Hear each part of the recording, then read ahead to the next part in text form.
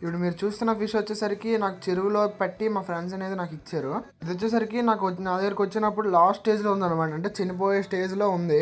నేను వచ్చేసరికి దీనికి ఆక్సిజన్ పెట్టి ఆ రోజు ఎయిర్ స్టోన్ పెట్టి ఆక్సిజన్ పెడితే అది వచ్చేసరికి తెల్లారింటికి కోలుకుందనమాట.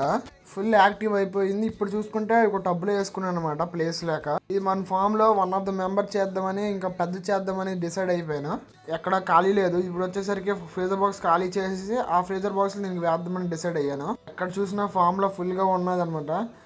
మరి దీనికి వదిలేయలేం కాబట్టి చూడాలి ఇది బతుకుతుందో, దీని స్టేజ్ ఎలాగుంటుంది అనేది కరెక్ట్గా చూసుకోవచ్చు. నేను ఎట్లా వేసి చూపిస్తున్నాను మీకు. ఫిష్ వచ్చేసరికి బ్లాక్లో అండ్ వైట్గా అండ్ లైట్గా రెడ్ కలర్ వచ్చింది అనమాట వింగ్స్ దగ్గర, అంటే రెక్కల దగ్గర. నాకు తెలిసి బతుకుతుందనే అనుకుంటున్నా, ఎందుకంటే ఇది వచ్చేసరికి ఫుల్ యాక్టివ్ అయిపోయింది.